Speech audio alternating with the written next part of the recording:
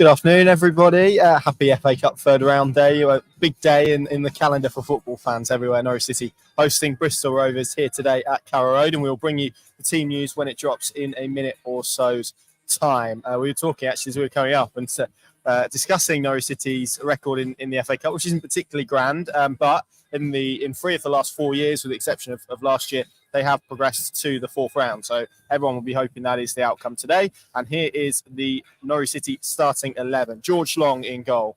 Fisher, Hanley, Bart and Yanulis as the back four. Gibbs and Forshaw as the midfield two. Hernandez and Sainz as the wide options, with Barnes and Sargent up front. Subbench of Anson, Gibson, McCallum, Warner, Sorensen, Poeta, Rowe, Fashnax and Adam Ida. So I'll just run through all of that again. Long in goal. Fisher, Hanley, Bart, Yanulis, Gibbs, Forshaw, Hernandez, Sainz, Barnes and Sargent. A start for Josh Sargent, Paddy. It's the first since he returned from injury. Given what we saw on Monday, probably not a great surprise. Real opportunity this to get him some more minutes. He'll be absolutely relishing getting back out there again at Carrow Road today, you'd imagine. He will. Talking to strikers, and we can see the Bristol team, Chris Martin starts for them. Yep. Familiar name in these parts. Good to see him back. Scott Sinclair on the bench as well. I don't think that's the Scott Sinclair, is it? That's the one with the big beard, isn't John Marquis, he was ex-Millwall, wasn't he? Yeah. Anyway, we digress. But, as you said, there's one of the comments, I don't know if Adam's going to push it up there, about hoping to see a young side today. Young at heart, I would suggest, at 11 in the main. But I was just mentally going through that 11, and for me, everything today is about, winning again the football and moving into the fourth round of the FA Cup, but it's really about, Hull away next Friday and resuming that championship quest. And of these 11, I'm thinking Hanley, Yanulis, Sainz, Barnes, Sargent, Hernandez at a push maybe, or Johnny Rowe personally. So there's 4 or 5 here to give an indication of where David Wagner's head's at. Made it quite clear he wanted to win this game. He respected the competition, and it is an object in terms of trying to win the game today against a lower league opponent. He's definitely, he's gone more for a group of players who should be able to get the job done. And with Sargent, just hope now with a start he gets maybe an hour. Great to get another goal or two for the confidence, but he just gets himself in a bit more of a groove, and then hopefully we see him at Hull kick on then and start to be the Sargent who he was shaping to be before that cruel injury 4 or 5 games into that championship season. So also as well, to broaden it out a little bit, the fact there's Barnes alongside him, because going back to that period, that 8-9 game unbeaten stretch at the start of the season, Barnes and Sargent as a two, I think has been proven since, were critical to that feeling that this was something different and something more sustainable under Wagner, because you had out of possession, they were leading the press in direct contrast to what we were served up here on New Year's Day, and that parking the bus mentality. They were very front foot, as they were in the Southampton reverse fixture, as it pops into my head now.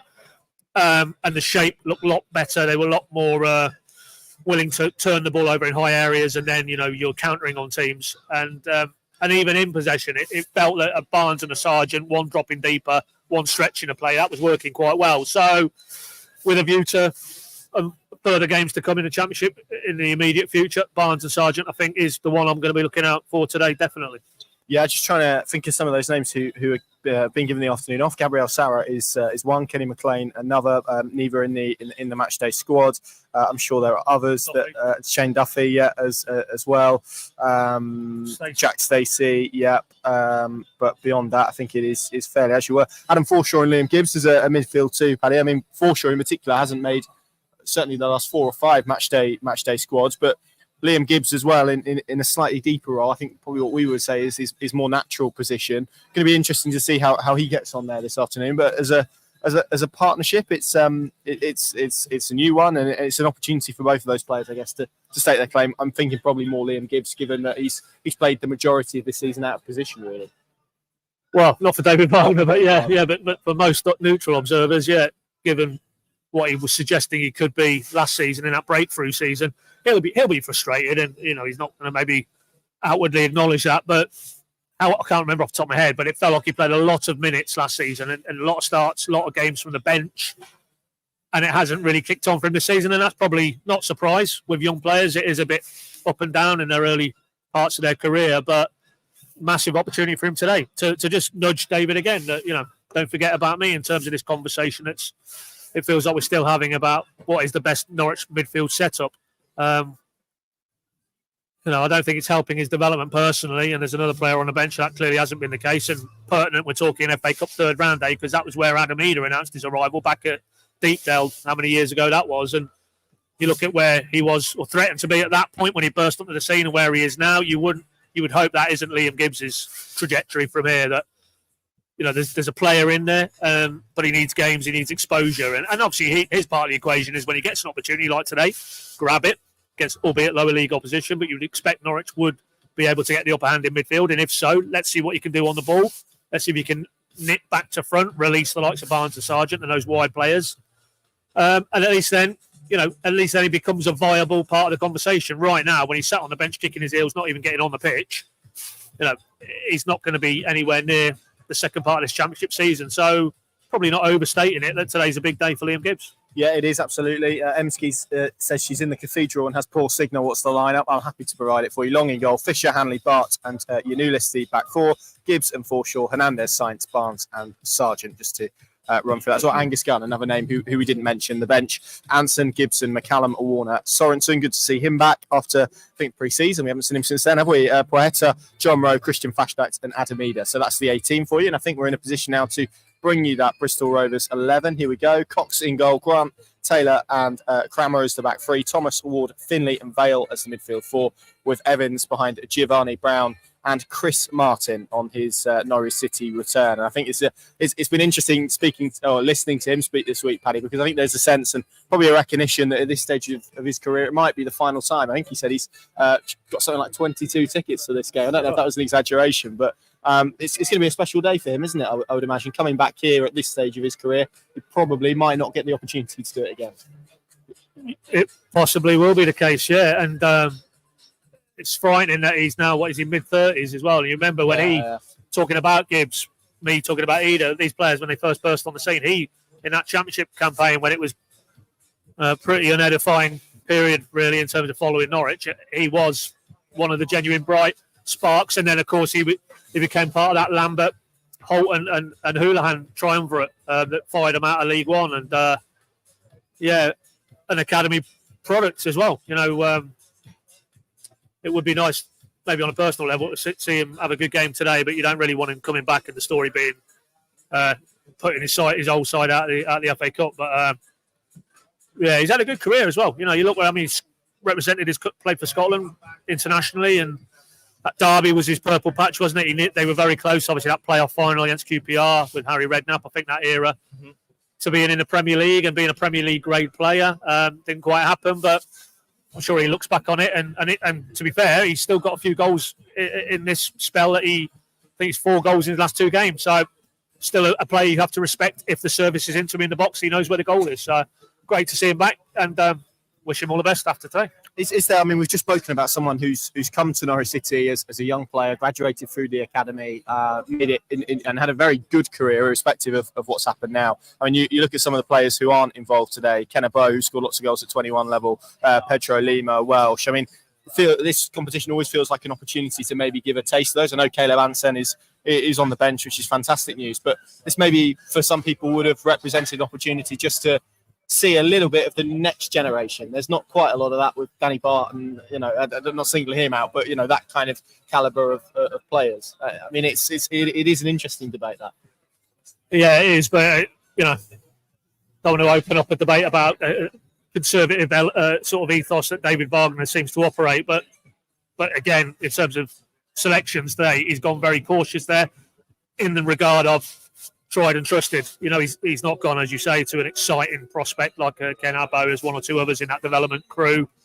Pedro Lima, I mean, you look at those midfield options. Someone like him who we haven't seen, has had a very good couple of months with the 21. So felt like an opportunity maybe at least to have a couple of those guys involved today. It's not him, though, is it? And what I would say in his defence is none of those guys are going to be in the mix from Hull onwards.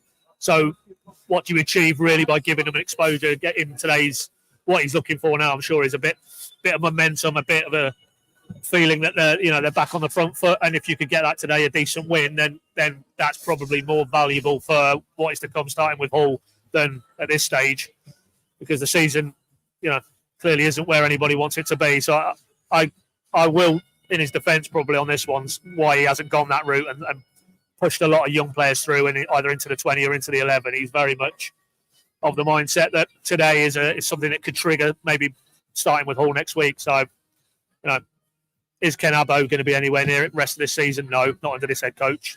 Ditto Lima. So, what's to be achieved by playing them today? Yeah, it's a fair point, and it's interesting.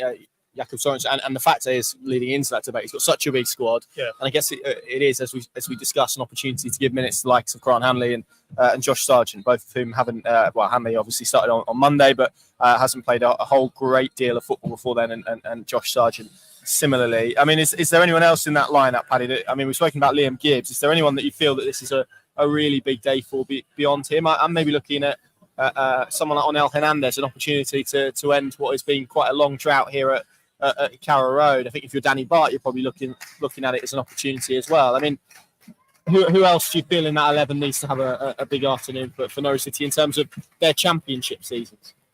Yeah, points taken there. I think Science for me. I think by his own stupidity, it just stalled a little bit at West Brom on Boxing Day, but he felt like he was maybe not ready for takeoff, but really ready to come to the fore and be, Kenny McLean. Then he spoke at one of the festive games about it was the right policy just to hold him back a little bit, let him adapt to English football, let him adapt to the Championship after the injuries that he had in pre-season. He just felt after that brilliant goal he scored at the Huddersfield game that he was ready to really become quite a key figure in an area of the pitch where Norwich haven't really threatened to certainly in the recent games, push Championship teams back. So for me, if we get another dominant display from Science, a goal or assist to boot, just reinforces what I feel and quite a lot of Norwich fans would feel, that he is going to be part of the equation for the rest of this season, along with John Rowe, obviously. But for Hernandez, what does it achieve if he gets an assist or a goal today? For me, his time is gone. He should be out the 11, and he should only be in the squad, really. He's had plenty of opportunities, so I don't personally think Onel Hernandez tells us anything we don't already know about him if he plays well today. That's my opinion. So Science is the one in terms of wide areas. He is the future, clearly. And let's see a bit more in the present today from him. Well, Norwich have won 4 of their last 16 FA Cup third-round ties at home in the last 30 years. Sheffield United in 97, Brighton 3-1 in 2003, Burnley 4-1 in 2012. That was Paul Lambert, wasn't it? And Coventry 2-0 in 2021, which I can't actually remember happening, but it obviously did. How do you see this going, Paddy? Just the a cup run? I think we can call it a cup run if Norwich progress, given their record in this competition more broadly. Do you see Norwich City coming through this game unscathed this afternoon? Well, all I hope, and I'm going to predict boldly, that there'll be more than 25% possession for the home team. So I thought you were going to go no replay. So well, no, I'm not that bold. No. But you would hope more possession, more control of the game, more opportunities. Sargent and Barnes in with Science in and around them. That's enough to make what should be, with respect to Bristol, the difference in quality between these two sets of squads sufficient that Norwich win the game. How big? I don't know. It's an interesting one. I don't feel necessarily it's going to be a command performance because the last 2 or 3 games don't inspire you that is the case. But Norwich win. I think I'm fairly confident of that. But maybe not as comfortable as we would all hope. I just hope after what we saw at New Year's Day that we can consign that, and now we can start to, as David said, at his pre-match presser, that'll be a very rare occurrence again moving forward that you see that type of setup from a Norwich team, particularly at Carrow Road. So, but I'm going to say 3-1. 3-1 home. Yeah, I was going to go 3-0, I think, but that feels very bold. But yeah, I could see a Chris Martin goal, so I might join you on the 3-1 prediction. A lot of goals for Josh Sargent being handed out in the comments, which is good to see. We will be, of course, across our channels, pinken.com. Paddy will be speaking to David Barker post-match as well. All of that good stuff. You can find out more about subscribing, etc., over at our website as well. And hopefully, come Monday night, Norwich City's name is in the 4th round draw, but not alongside Bristol Rovers. Anything but a replay. Thanks for watching. See you soon.